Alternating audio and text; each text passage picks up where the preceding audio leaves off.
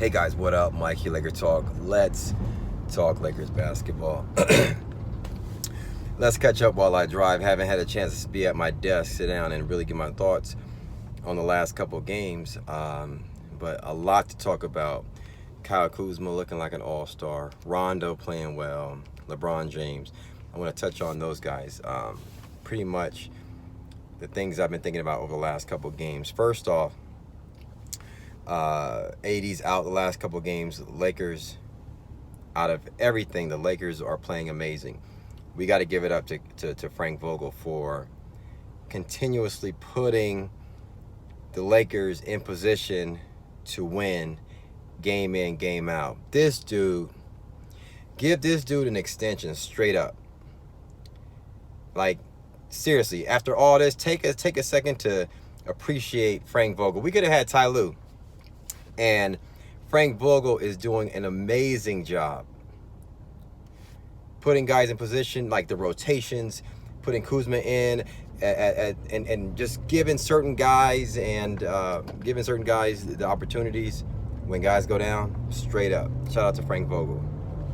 Having said that, LeBron James, 35 and 15 the night before, beating up on the Mavericks. Kuzma having an amazing first half against the Dallas Mavericks. Shout out to him winning that game. We'll come back to LeBron James and my appreciation for what he's doing 17 years in, age 35. Then the big game yesterday, no LeBron James, no AD, no Danny Green, and Kyle Kuzma comes out and be a superstar. Crazy game. And then Rondo steps up and become the leader of the team like he was back in his Celtic days. And then everybody plays well. Quinn Cook comes off the bench. Troy Daniels looked good. Everybody looked good yesterday. Everybody. But the big story to me was Kyle Kuzma stepping up and Rondo stepping up. Those two guys straight up. There's some stuff going on where Rondo looks like he doesn't really like Kuzma for what it's worth. I need to get gas, but nonetheless, I do think back when we're playing and those guys are coming off the bench, Rondo does look Kuzma off a lot, and he has some issues with Kuzma, but nonetheless, Rondo did his thing. 22, 12, and 8.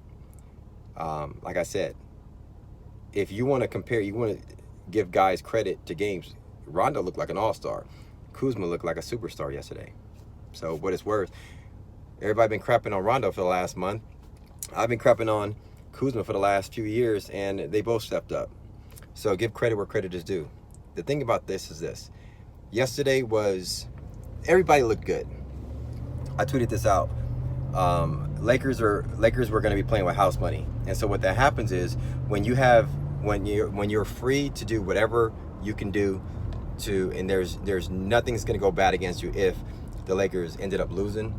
Well, I'll flip it and say this: if Kuzma looked bad, he would have looked really bad in the media and all that stuff. So there was probably a lot of pressure on Kuzma to begin with to play well, but not necessarily win the game. So Kuzma actually had, I think, double pressure, or didn't just have house money, but he had pressure on him. Nonetheless, Kuzma was our only hope to win that game yesterday. Basically say, hey, you're the best scorer on the team. You're the best guy on the team. Step up and do it. And he stepped up and became a superstar yesterday. 36.6 rebounds. So for what it's worth, I've been crapping on Kuzma for the last 3 years. He basically shut me up, and he just stepped up to the plate and played well. The thing is, he was able to play free. The game was a little different. Frank Vogel's offense is a little different. Everything is fast. You know, you have the freedom, the green light to do whatever. And so all the guys stepped up, and it brought the best out of Rondo. It brought the best out of Kuzma. It brought the best out of Quinn Cook yesterday. It brought the best out of Troy Daniels yesterday. So that's first and foremost. Shout out to Kuz. And a lot of people are saying, Mike, do I switch and change my mind on? In a joking way, in a joking way, yeah, when you have a guy, they're asking me like, do I still want to trade Kuz? And the question and the answer, my true answer is I don't know. And I'm gonna bring up another guy that I think we've been around this, we had this issue with was Julius Randle. We had a love hate. I had a love hate. I know a lot of people had a love hate relationship with Julius Randle. The last year of Julius Randle's contract, I actually loved Julius Randle.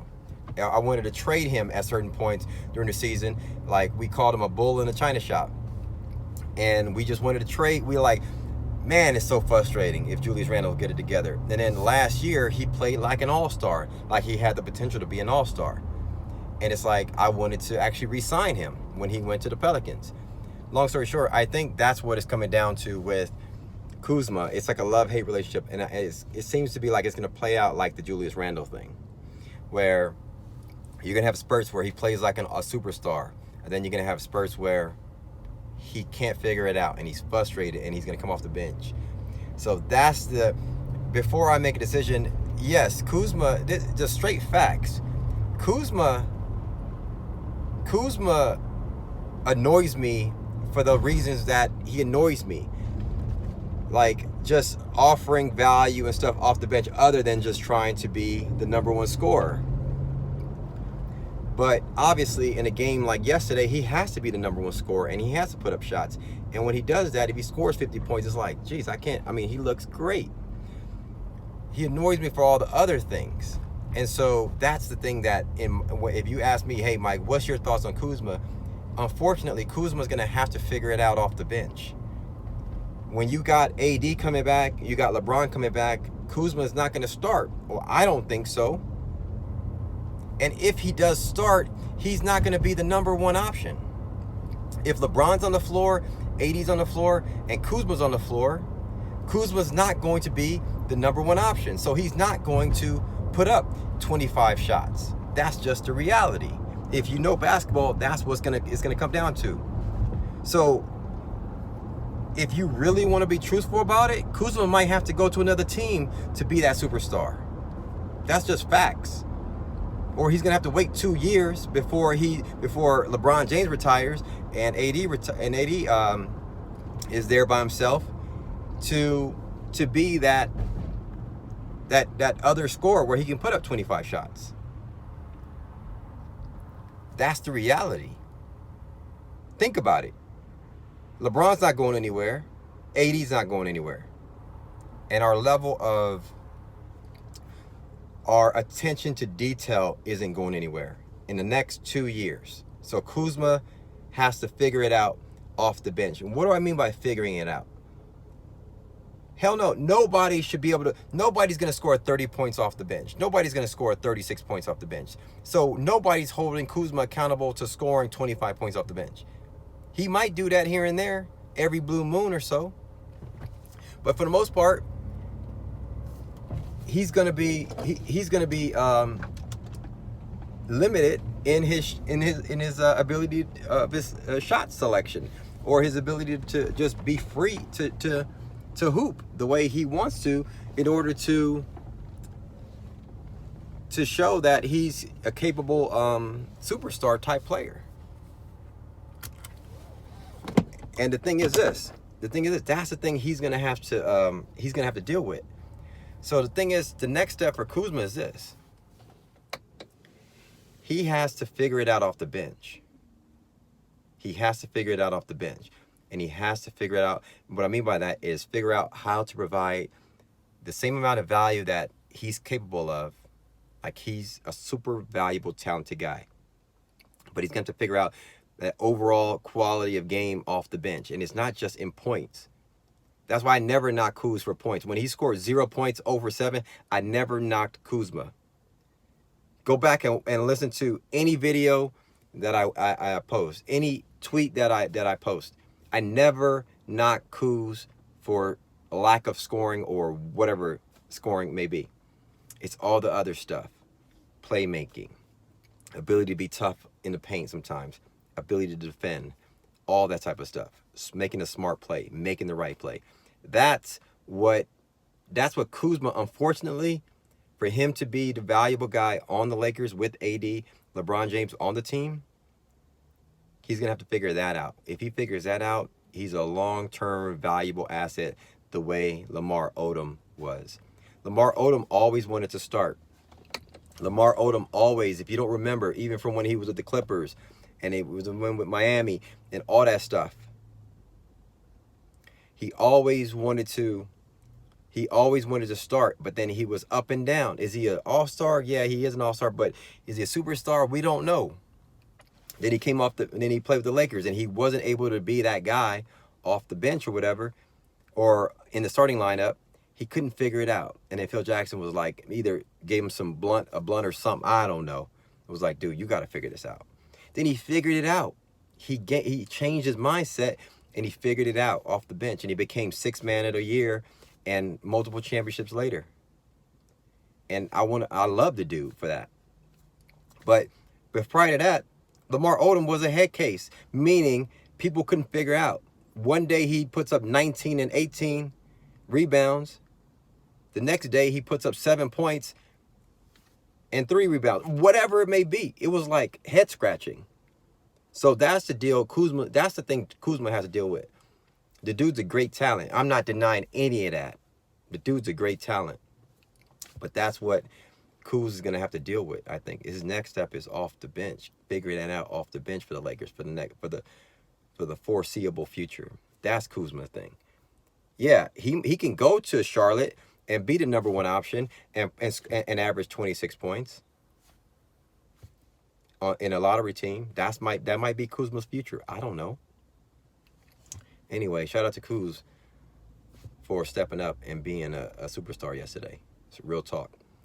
Rondo also. Everybody crapping on Rondo for last month, and the only thing I said was this: I'm good on Collinson. I'm good with Rondo and Caruso, and that's all I meant. I'm not trying to compare anybody. I'm not trying to wait for a retired Darren Collison. That's all I said. I said I'm good with Rondo. I'm good with Caruso. Do I expect Rondo to put up points like that? No. I'm just saying, like, he's capable of 8 and 8, a good quality, efficient 8 and 8, and run the team. But some games he's gonna put up 1 for 4, and everybody knocking him. He's trash. Blah blah blah blah blah blah blah. He's trash. That's just the nature of coming off the bench. Kuzma too. He ain't gonna have that many shots. He ain't gonna be able to put up 36 points every game. That's not. When you come off the bench, you're not gonna have that opportunity. Put Rondo in the starting lineup for another team, he might have a 22 and 12 game here and there. That's just basketball. So that's what I'm saying. So my opinion was, I'm good on Darren Collison. I'm good with Rondo and Caruso. That combination, Caruso's a different beast. Good athletic, defender, can play well, very good chemistry guy. Rondo's a different guy. He likes to hold the ball a little bit and pass and play make, but you give him an opportunity, he can do some things. I don't expect anything from Rondo. Somebody said yesterday, Rondo, 22, 12, this is what I expect from him every game. Shut the hell up. He ain't putting that up every game, and you know that. Just get a dude props and move on. You know if he comes off and he's playing limited minutes, he's going to go 1 for 4, 2 for 6, 3 for 7, something like that. He ain't putting up 22, 12, and 8 off the bench. Shut the hell up. You don't know about basketball, and you had a Laker account. You know, listen, don't have me call you out. Anyway, or a Laker vlog account. I'm not even going to call this person out because I like this account. But, you know what? I'm going to leave it at that. Anyway, lastly, I got to say this. We got to enjoy LeBron James. LeBron James, the king. LeBron James is the reason why we have this record. LeBron James, 17 years in, 35 years old, put up 35 and 15 when Luka was basically all world. Everybody comparing him to this dude's. LeBron James stepped up 35 and 15 with the code, leading us to one of the best records in the NBA. The reason why I'm saying this is because we're going to be asked out when this dude retires in a couple, 3 years. Are you kidding me? You think we're going to be balling with AD going out with an injury every other game, and let's say we keep Kuzma, you think we're going to be this good? Hell no. So we better give it up for LeBron James and give this dude respect and enjoy this dude while we have him right now, have this window, and this dude still can ball. He's still healthy, you know, he's still a beast, and so forth. We're gonna be in trouble when this dude leaves, unless we luck out and get some nice draft pick and somebody steps up. That's just my thoughts. So shout out to the king. Happy birthday to this dude, or whatever. But this dude is a freaking beast, and I'm just like, when I look at the whole realm of it, it's all LeBron James who got us this record. It was making us look like we're ready to go to the playoffs and ready to do some things. Anyway, till next game, we come back home. We play, I think, Orlando or Cleveland first. But we got those two teams back at home. I'll hit you guys up probably later today. Been working, trying to do an open house right now. But anyway, holla at your boy. We'll talk soon. Thanks for commenting. Thanks for liking. Thanks for subscribing. I'm going to post this probably next hour or so. Thanks for everything. Thanks for supporting the channel. Subscribe to the YouTube channel if you have not. Hit that subscribe button. Hit that notification bell. And follow me on Twitter and Instagram at MikeSportsLA. And also, click on the link in the description. Buy you some Lakers apparel. Holla at your boy. We'll talk soon. Peace.